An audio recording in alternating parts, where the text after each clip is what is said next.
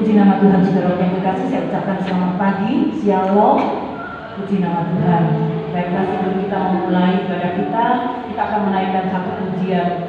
Bagi Dia segala pujian. Setelah itu kita akan masuk ke dalam doa.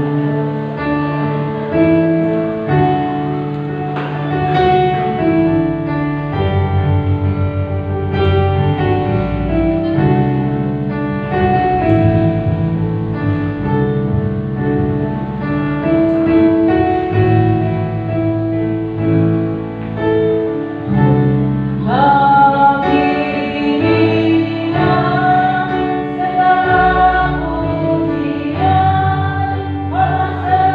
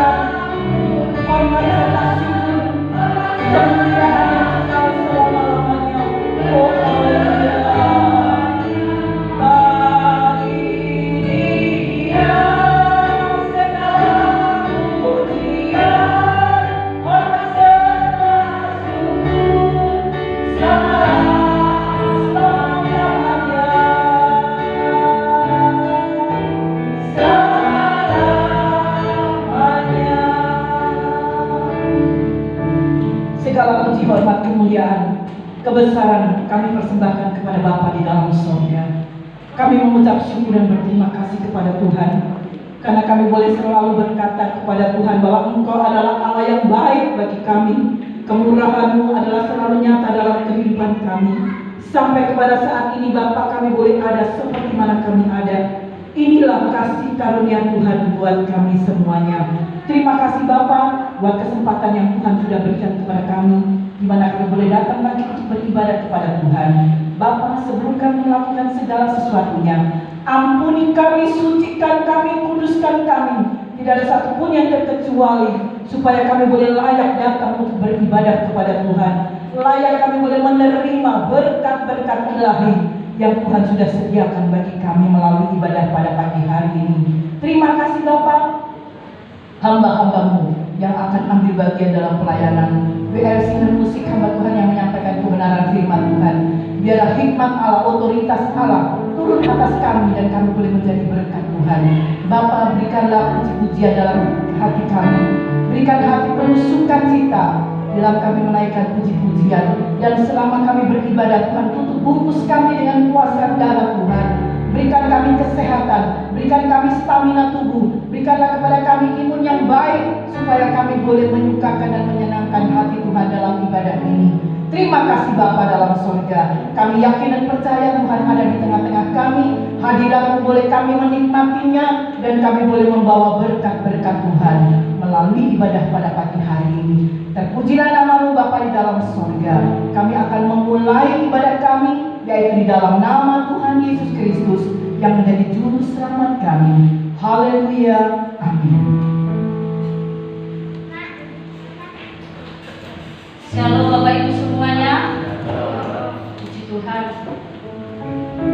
Di mana ya saudara-saudara kita, khususnya bangsa Indonesia saat ini dilanda susah, banyak banjir, tanah longsor, gempa bumi, bahkan yang minggu lalu tuh pesawat jatuh.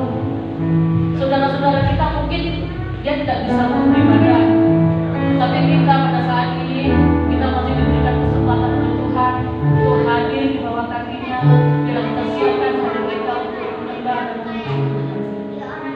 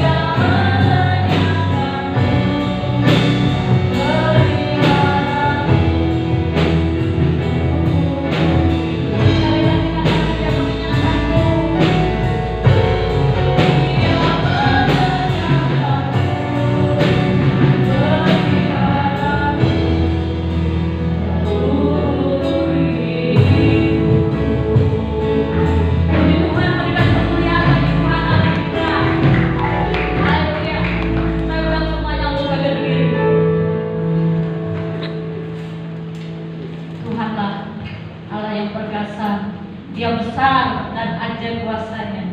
Amin. Bersama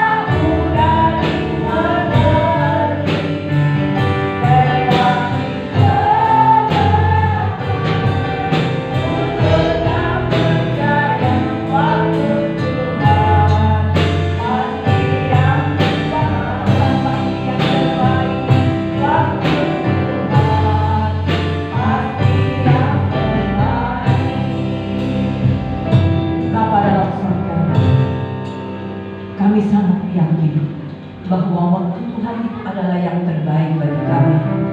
Walaupun acap kali ada banyak hal yang kami tidak mengerti apa maksud dan rencana Tuhan dalam hidup kami.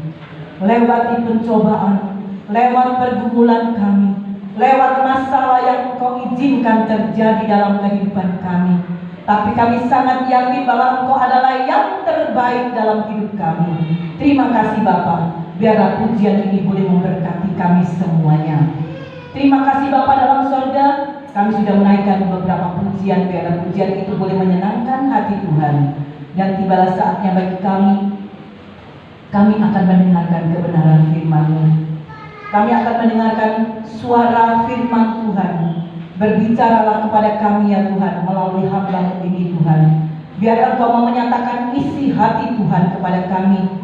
Engkau akan ingatkan kami, Engkau akan tegur kami melalui kebenaran firman Tuhan. Kami yakin dan percaya Tuhan ada di tengah-tengah kami dan siap memberkati kami melalui kebenaran firman Tuhan. Terpujilah nama-Mu Bapa di dalam surga. Tuhan, kami akan duduk dengan diam dan berkonsentrasi terhadap kebenaran firman Tuhan. Hamba-hamba-Mu yang sudah melayani, WL, singer, musik, yang sudah memandu kami dalam kami menaikkan pujian, kiranya Tuhan Yesus memberkati mereka semuanya. Terpujilah nama-Mu Bapa di dalam surga.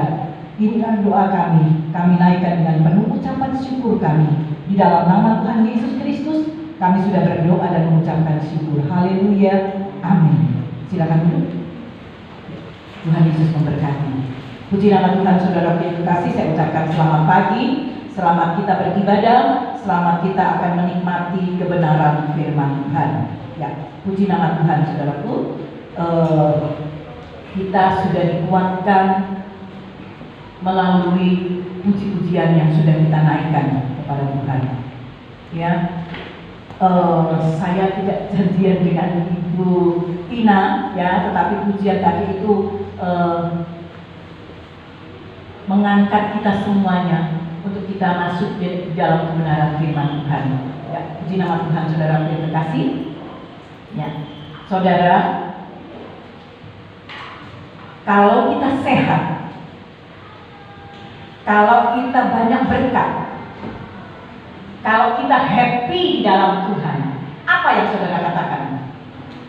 Ya, saudara sehat, saudara banyak sekali berkat, menerima berkat-berkat Tuhan, saudara sukacita di dalam Tuhan. Apa yang saudara katakan? Kalau saya tanya, apa kabar saudara? Pasti jawaban saudara adalah luar biasa.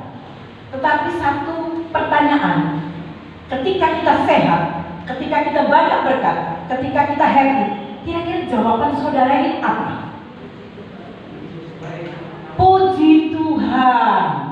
Bukan saudara harus jawab wis wayahe. Nah, bukan saudara, bukan wis wayahe. Wis angel, ya, untuk happy angel. Bukan gitu jawabannya saudara. Tetapi marilah kita mau berkata puji Tuhan. Ya, haleluya. Tetapi sekarang satu pertanyaan lagi, ketika kita sedang menghadapi kesulitan, masalah, pergumulan, beban hidup, apa yang saudara katakan lagi kepada Tuhan? Tuhan kok gini? Kira-kira jawaban saudara apa? Kalau tadi puji Tuhan, nah, sekarang ini tidak ada berkat, seret berkatnya gitu loh ya. Nah, bahkan ada masalah, pergumulan, saudara harus berkata apa kepada Tuhan? Hah? Kalau salah satu jawab, ini ada Yusuf, kira-kira jawabannya apa? Tetap berkata Tuhan Yesus baik ya, betul. Tetap kita harus berkata puji Tuhan. Apapun itu situasi kondisinya, apalagi dengan situasi sekarang saudara, apapun itu kondisinya, tetap kita berkata Tuhan Yesus baik. Puji Tuhan. Setuju saudara? Amin ya saudara. Jadi apa yang harus kita katakan itu, kita harus berkata Tuhan Yesus baik ya. Karena firman Tuhan juga berkata mengucap syukurlah atas segala hal dalam situasi kondisi apapun, kita mau mengucap syukur, berterima kasih kepada Tuhan. Ya, saudara, bagi kita bisa datang beribadah. Tadi sudah disinggung oleh petugas WL. Saya sempat terenyuh sekali. Ya, bagi kita saat ini bisa datang beribadah. Ini adalah kasih karunia Tuhan. Ya, betul. Saudara bisa datang beribadah, duduk di dalam ruangan ini. Saudara bisa memuji Tuhan, saudara bisa mendengarkan firman Tuhan. Itu adalah kasih karunia Allah. Saudara, kita tidak terkena bencana alam, musibah yang terjadi, ya. Kita tidak terkena bencana alam itu. Nah, itu pun semuanya adalah karunia dan belas kasihan Tuhan. Di Bangil ada bencana alam? Tidak. Ada banjir? Tidak. Ya, saudara. Tadi sempat disinggung oleh WL, terlintas dalam pikiran saya. Bagaimana dengan bencana alam yang terjadi di beberapa daerah di bumi Indonesia ini? Ya, pesawat jatuh. Ini masih di bulan Januari, saudara. Ya, masih ada hari-hari, minggu-minggu, bulan-bulan yang akan kita lewati. Masih di bulan Januari, kita sudah mendengar pesawat jatuh, ada gempa bumi, ada banjir, ada tanah longsor. Ya, saya juga masih ada saudara-saudara dari adik saya yang di Manado, saudara. Kasihan mereka, harus mengungsi, harus pergi ke kota yang lain. Karena apa, saudara? Terjadi gempa, banjir sampai di kota, sampai di mal-mal banjirnya, saudara. Nah, saudara terkasih, jika di situ ada anak-anak Tuhan, mereka sekarang ini berada di tempat pengungsian, di tenda-tenda. Saya melihat ada anak-anak kecil, ada orang-orang tua yang renta. Mereka harus berada di tempat pengungsian, di tenda. Ternyuh hati saya, kasihan mereka. Saudara masih bisa di rumah, bisa tidur di kamar yang enak, saudara. Tetapi bagi mereka bagaimana, saudara? Mereka berada di tempat pengungsian.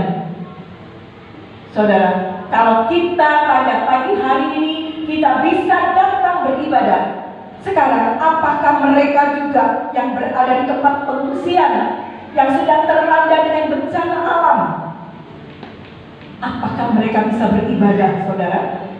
Coba bayangin, saudara. Saya ajak saudara untuk membawa alam pikiran kita kepada saudara-saudara kita. Kalau itu ada anak-anak Tuhan yang tertimpa dengan bencana alam, saudara, apakah mereka bisa datang beribadah? Mungkin mereka rindu untuk beribadah, tetapi kondisi yang tidak memungkinkan. Tetapi satu hal yang saya tahu, saya yakin penyertaan perlindungan Tuhan tetap pada mereka semuanya. Sekalipun mereka tidak bisa beribadah, Tuhan tahu semuanya. Dan mereka tetap Tuhan jaga, Tuhan lindungi. Saudara yang terkasih, kita yakin ya bahwa firman Allah adalah ya dan amin. Ada janji Tuhan yang pasti itu digenapi. Saya tidak memasang tema di WA Group karena saya menyesuaikan dengan situasi kondisi. Saya tiba-tiba berubah. Saya sudah menyiapkan itu, makanya saudara ini pasti tidak mencantumkan tema di WA Group. Saudara, firman Allah berkata, aku akan menyertai kamu sampai kepada apa, saudara? Sampai ke akhir zaman. Tuhan tidak berkata aku akan menyertai kamu sampai selama-lamanya. Tidak, saudara. Sebab kita nanti akan beralih kehidupan kita di surga yang kekal. Di sana tidak ada lagi penyertaan Tuhan, karena kita sudah berkumpul bersama dengan malaikat-malaikat Tuhan, dan Tuhan berada di sana juga bersama-sama dengan kita. Tetapi selama kita masih hidup di dalam dunia, Tuhan katakan, aku akan menyertai kamu hingga akhir zaman. Kapan akhir zaman itu? Sekarang. Sekarang inilah akhir zaman. Firman Allah berkata, aku akan menyertai kamu sampai kepada akhir zaman, sekalipun dalam kondisi yang harus kita hadapi. Tuhan tidak menyertai kita pada waktu kita enak, tetapi justru ketika kita harus menghadapi, berada di dalam zona yang tidak nyaman, berada di dalam situasi kondisi yang rasanya mengerikan, menakutkan, mengkhawatirkan, tetapi ingat janji Tuhan. Firman Tuhan berkata, aku akan menyertai. Itu sebabnya moto kita tetap harus kita ingat ya saudara ya. Apa moto kita GBIS adalah, tenanglah, aku ini jangan takut. Ya, pada pagi hari ini firman Allah akan mengingatkan kepada kita melalui Matius 28 ayat yang ke-20. Ayat yang sangat kita kenal ya. Tidak usah dipasang di layar LCD pun kita sudah hafal ayat itu. Tetapi baiklah, kita akan buka Matius pasal 28 ayat yang ke-20. Kemudian kita akan baca bersama-sama dengan suara yang mantap. Ya, bersama-sama kita akan membaca. Saudara dapat melihatnya di layar LCD. Ya, kita akan membacanya dengan mantap. Inilah janji Tuhan buat saya. Ya, saudara sambil berkata, keluarkan suara saudara. Jangan berkata, jangan membaca di dalam hati, tetapi bersuaralah supaya telinga saudara dapat menangkap apa yang saudara baca. Demikian bunyi firman Tuhan. 1, 2, 3. Dan ajarlah mereka melakukan segala sesuatu yang telah kuperintahkan kepadamu. Dan ketahuilah, aku menyertai kamu senantiasa sampai kepada akhir zaman. Amin. Ya, saudara, sekali lagi ayat ini sangat kita hafal, kita kenal. Dan ini saudara, ayat ini adalah pernyataan Tuhan Yesus sendiri kepada murid-muridnya. Tuhan sendiri yang ngomong saudara kepada murid-muridnya. Wow, itu kan kepada murid-murid Tuhan Yesus, bukan kepada saya, saudara yang dikasih di dalam Tuhan. Kita ini adalah murid-murid Tuhan Yesus yang hidup di zaman anugerah, yang hidup di akhir zaman. Kita ini, kita sebagai orang-orang percaya, kita adalah murid-murid Tuhan Yesus yang hidup di akhir zaman. Firman Allah mengatakan, aku akan menyertai, aku akan menjaga, aku akan memelihara, aku akan melindungi sampai kepada akhir zaman.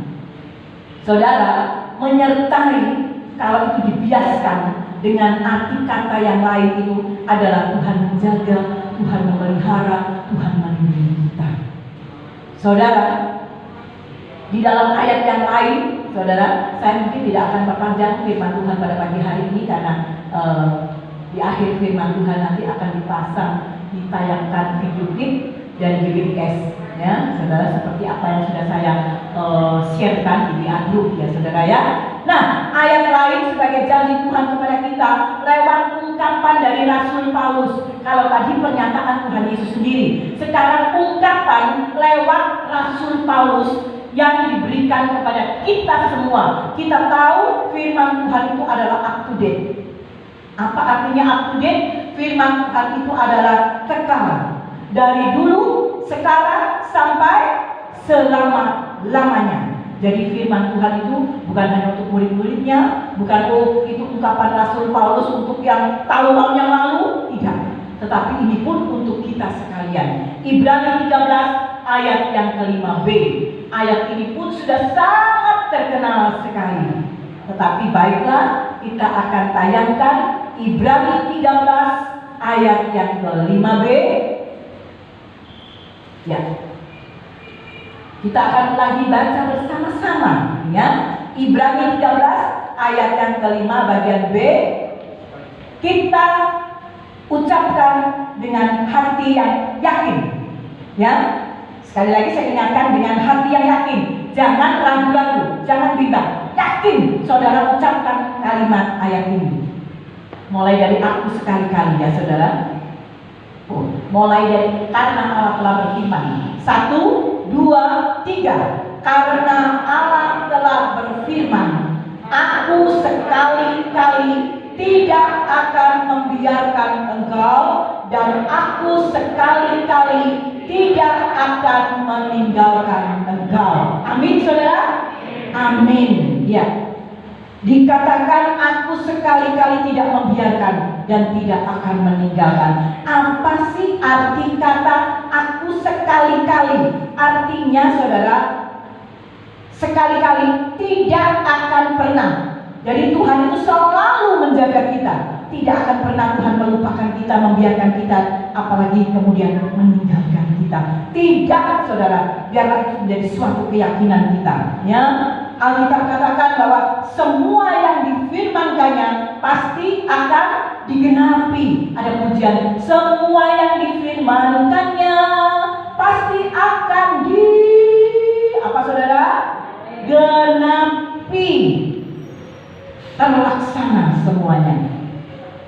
Nah, sekarang yang menjadi masalah, mari kita akan periksa diri kita masing-masing. Firman Tuhannya betul, iya, seperti ini memangnya firman Tuhan. Tetapi sekarang siapa yang akan menerima penggenapan janji Tuhan, janji Allah? Siapa yang menerima? Oh, aku sekali-kali, Tuhan Yesus sekali-kali tidak akan pernah membiarkan dan tidak akan meninggalkan. Hei saudara, kepada siapa janji itu diberikan? Saudara, dalam PL ayat ini pun ada. Dalam PL ayat ini pun ada. Dalam PL ucapan Musa kepada Yosua. Tolong yang di depan itu kalau bisa masuk ya, mendengarkan firman Tuhan. Jangan jagongan di depan. Ya, saya akan terganggu saudara ya. Coba. Ya, masuk ya. Saudara,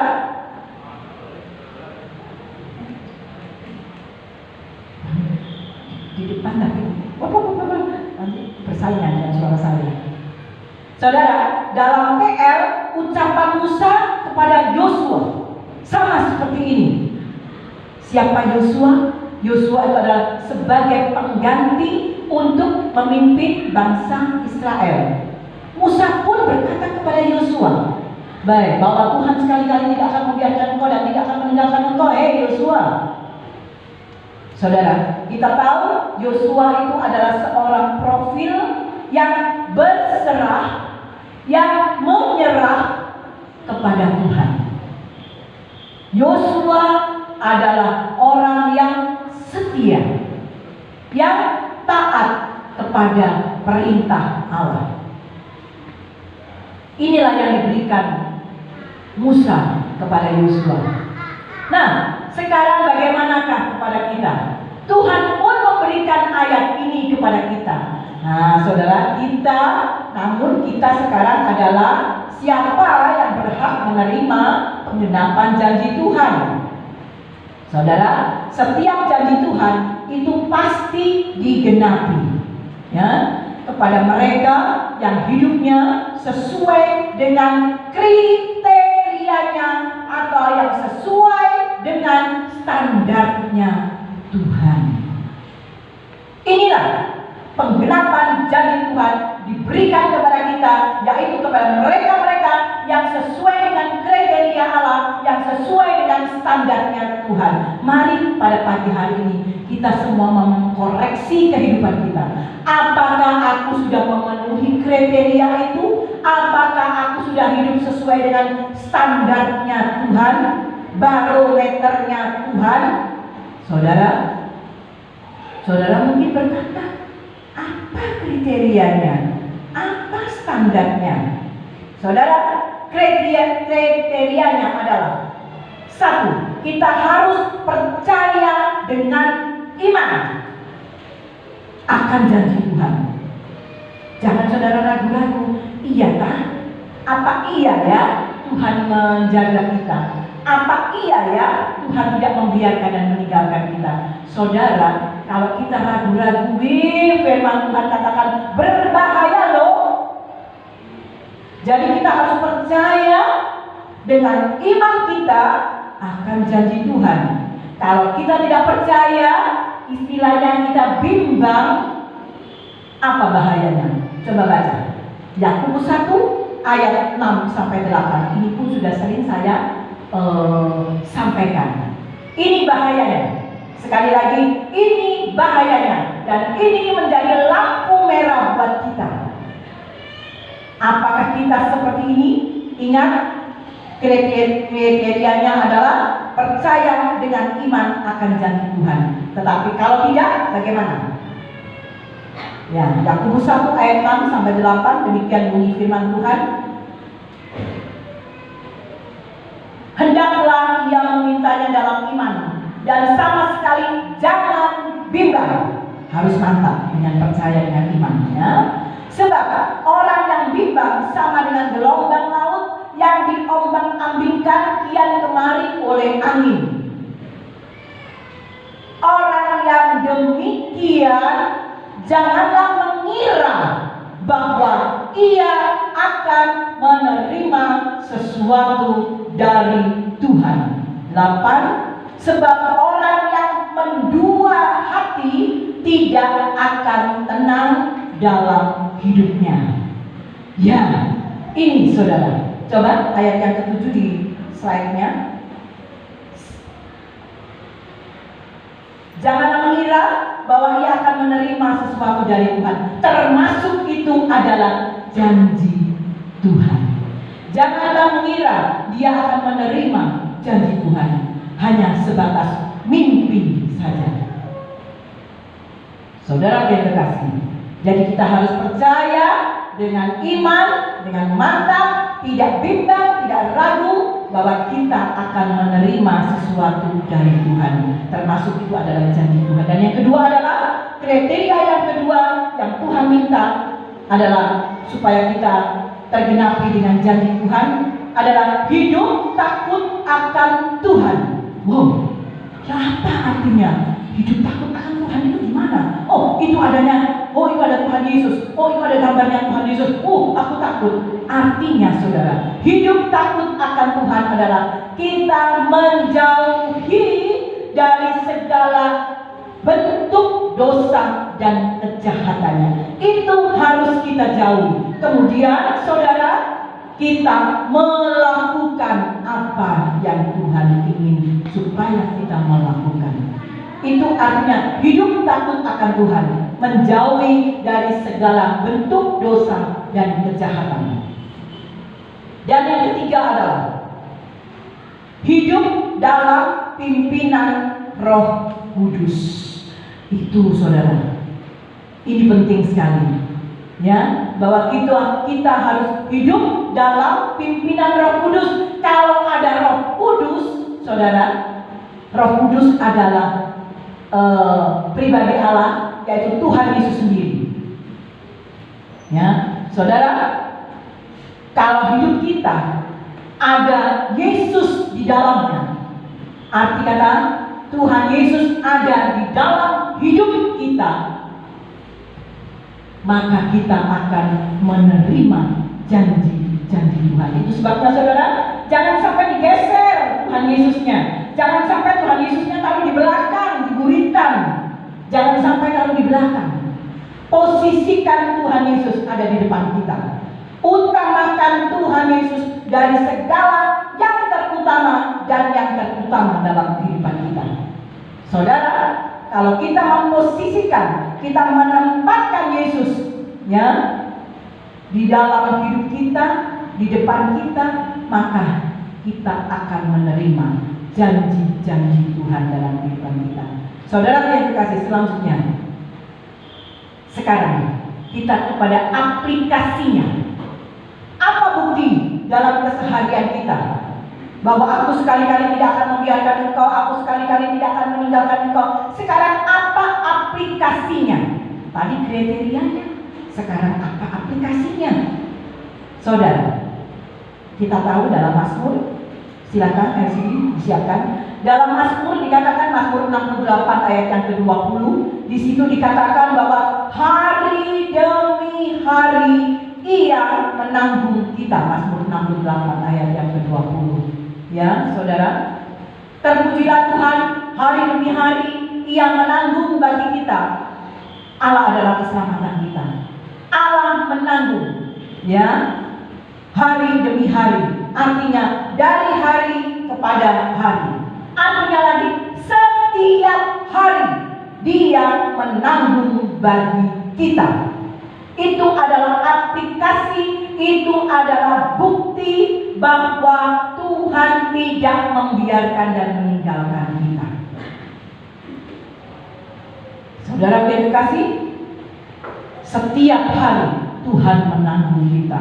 Loh, menanggung apa, saudara? Menanggung apa?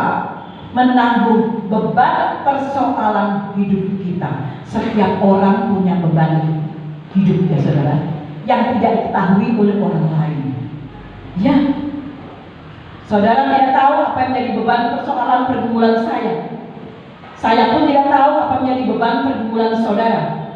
Hanya Tuhan yang tahu segala-galanya. Dan firman Tuhan katakan, setiap hari Dia menanggung bagi kita. Artinya setiap hari pun Tuhan menanggung semua beban persoalan hidup kita. Kembali lagi kepada kriterianya. Itu tadi, kita harus hidup dengan iman percaya. Ya, kita takut akan Tuhan. Kemudian kita dipimpin oleh Roh Kudus. Saudara, Dia menanggung persoalan kita setiap hari. Itu sebabnya firman Tuhan katakan di dalam Injil Matius, ayat yang sudah kita kenal, marilah kepadaku, hai kamu yang letih lesu. Tuhan tidak katakan, hai kamu yang berduit, hai kamu yang sehat. Tidak. Tapi Tuhan katakan, marilah kepadaku, hai kamu yang berlelah letih lesu, yang berbeban berat. Kalau Tuhan panggil dan kita menyambut panggilan Tuhan, apa yang Tuhan berikan kepada kita? Tuhan akan memberi kelegaan kepada kita.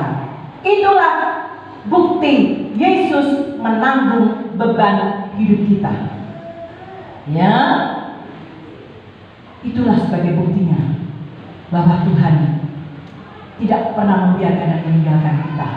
Aplikasinya adalah Tuhan selalu memanggil kita karena Dia mau menanggung segala beban masalah persoalan hidup kita. Saudara,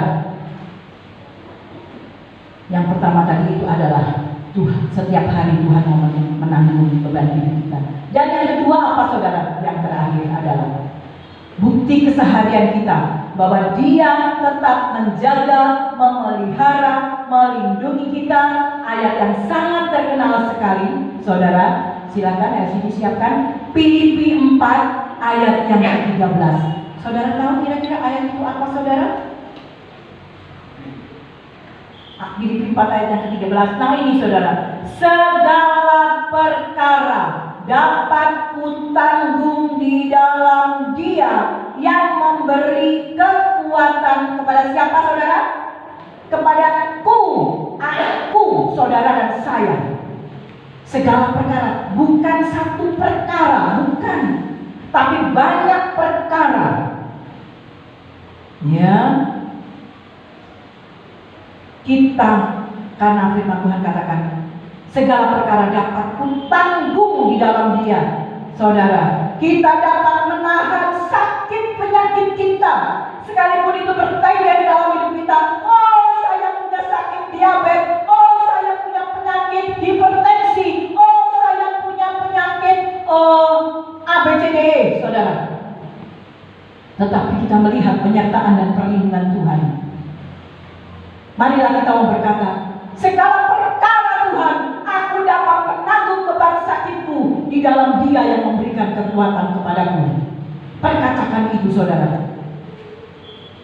Saudara, aku dapat menanggung penderitaanku, aku dapat menanggung beban hidupku, aku dapat menanggung badai yang silih berganti datang menimpa dalam kehidupanku. Aku sanggup Tuhan, aku dapat menanggung itu semuanya di dalam Dia yang memberi kekuatan kepadaku. Saudaraku yang terkasih, kita tahu bahwa kekuatan itu asalnya adalah dari Tuhan. Kesehatan adalah datangnya dari Tuhan. Stamina, imun kita itu adalah datangnya dari Tuhan.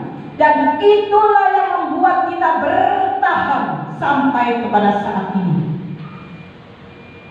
Saudara, sekalipun saudara sakit, saudara, Tuhan tahu semuanya itu, tetapi kita dapat bertahan, saudara. Karena apa? Ayat inilah yang sebagai pendukung dalam kehidupan kita. Segala perkara Tuhan, aku tanggung di dalam Dia, aku dapat menanggung di dalam Dia yang memberikan kekuatan kepadaku.